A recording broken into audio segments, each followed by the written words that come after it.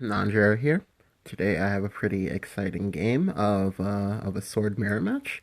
This time I'm gonna be showing you guys Sahakuyo control sword.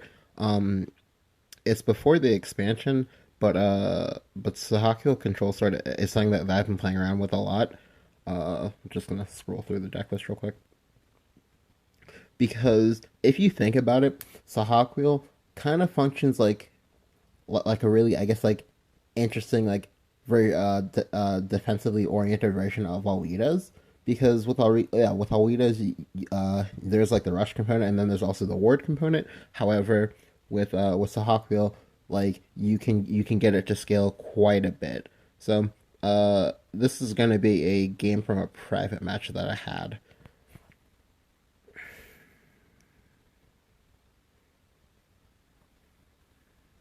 Yeah, I was helping him with his win a private match, and I said it, and I asked him if we could play a game for reals.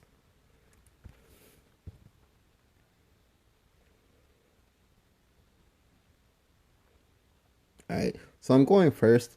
I don't play sword enough to tell you if that's like a good or bad thing. Like for me, it seems kind of good. Just provided like, I have like a decent enough hand, but I draw a maid leader and the Sahaku and the Lucifer early. Drawing the Lucifer early isn't actually that bad. Excuse me. Yeah, isn't actually that bad. Just because you don't really have like that. You don't. Yeah, you don't have like real like tangible card draw. I can draw you anything in sword. So sometimes not having the Lucifer for the Saku or vice versa is kind of rough. But yeah, so I'm off to kind of rough start here because I really needed to play on three because obviously as sword you really want to play on curve whenever possible or just have something to play in general. Um, and it kind of sucked here because I drew the Blitz Lancer now, even though like if I had it last turn that would have been so much better. So this turn is really scary for me because he can go Lyrial and then double trade into my board as well as develop whatever creature slash creatures he wants this turn. And if he has more taunts, that makes my next turn Luminous Mage really rough. He has the Geno. The Geno is also bad because he has 8 power on board that could potentially be 10 next turn if I do nothing. So here, let me go and pause this. All right, so here I go for the option of the immediate double trade, uh, with the knowledge that okay, if he has Albert Eva, that I just lose on the spot. Like that this is just a game that that I was like meant to lose. Um, because if I go Luminous Mage and I only clear one thing, he can value trade with the Lyrial into the Luminous Mage, or because or he can just go ahead and like and smork me now with the Lyrial because like he's ahead on board as and also have like a kind of slow hand as well as the fact that like everyone knows in sword sword doesn't really have AoE like that, so usually if you fall behind they usually tend to stay behind, barring certain certain comeback mechanisms that there aren't like always like commonly found in sword. All right, so I go ahead and give him the Evo, uh, and get the double clear, which is pretty scary because well, it is and isn't scary because I only have one real Evo left, and I really want that to be for Albert. All right, so here he thankfully did not have the Albert. So that's pretty fortunate for me. But he does have a quick bleeder. And here I topped at Gawain. Having the Gawain was really nice. So I decided to just go ahead and slam it down because like it was gonna be 6 mana regardless, or I was gonna have to use an Eva for it. Like, and I really want to try to conserve Evas as much as possible because with stuff like Luminous Mage and whatnot running around, we both have access to quite a few Evos.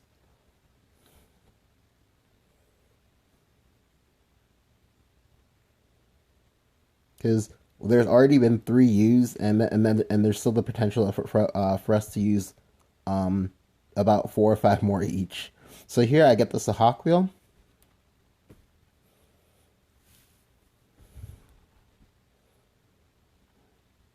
I do use my last Evo on the Sahako because it's really important that that with all of his tokens that I do not let the Luminous Knight stay alive, because if I do, that means I take 7 damage if he chooses to Evo next turn, and seven is too much for me.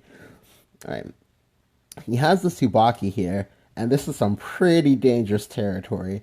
Um, I'd actually mentioned this on Reddit in a post earlier today, but um, but as sword, like generally, like if he gets Tsubaki on like turn 7, turn 8, like and it actually like hit and actually like kills something with the effect, like and you still have Evos for Albert, that's a pretty scary spot to be in it, like for any class, um just because like the Tsubaki represents guaranteed damage, and because it's in itself, and because and because prior to turn 10, the only class that can deal with that in stealth successfully is Haven with Tribunal or Dragon with Wrath Drake.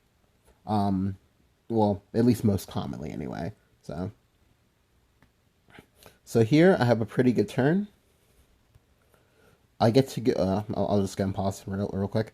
I get to go Luminous Mage into Amelia, uh, into a zero cost Gelt, and I also will have an Evo for any of the three commanders to choose to use how I wish, as well as a pretty beefy ward. And I also have a second Sahako plus Lucifer in my hand, which will help.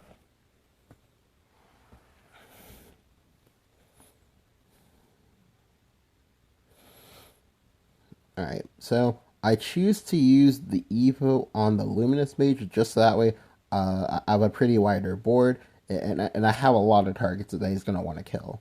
Like he has to kill the ward, and he's going to want to kill the Luminous Mage because this is going into turn 9. And it's worth noting that if I had Albert and he left like 3 of these bodies on board and chose to smork, that could actually kill him from this threshold.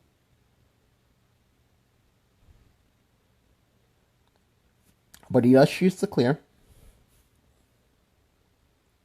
and go ahead and smork. And here he probably thought he was really safe. But thankfully I top deck the whole soul swing, which lets me stay in the game. Because I get to whole soul kill the Fangblade for next to nothing, get a token, kill the Tsubaki, heal for 4.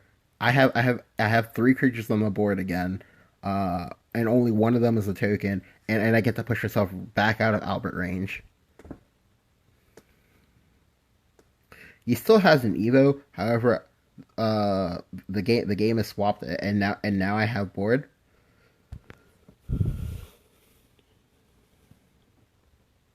So here he does have the Albert.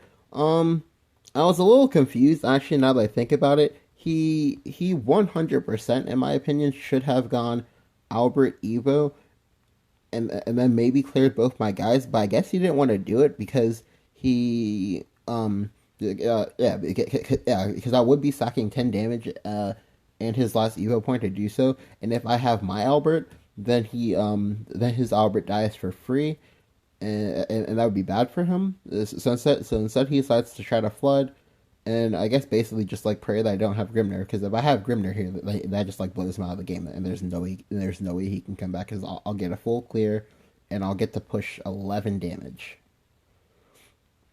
But instead, I top deck Odin. Odin is another, I guess, like quote unquote weird inclusion, because the Odin primarily is for Dragon, and it's also for Seraph. Not so much for Nep, but it could be used for Nep. Just because versus Dragon, you really wanna just like see the Oro, and just immediately try to tread water like as you can until you get the 8 mana to just like banish the Oro. Generally in Dragon, if you banish their first Oro, they usually don't have a second because we only play 2. Um, and that usually buys you a lot of time. Because then they have to start playing real cards again. All right, so I go Luminous Mage. I evolve the Luminous Knight. This is really nice because The Luminous Knight will push through the ward. It'll also let me, if I wanted to, even though it'd be foolish, push 11 damage. But instead, I go for the value trades because he's already pretty behind, and unless he has Grimnir here, he needs to have exactly Grimnir plus Albert in order to win.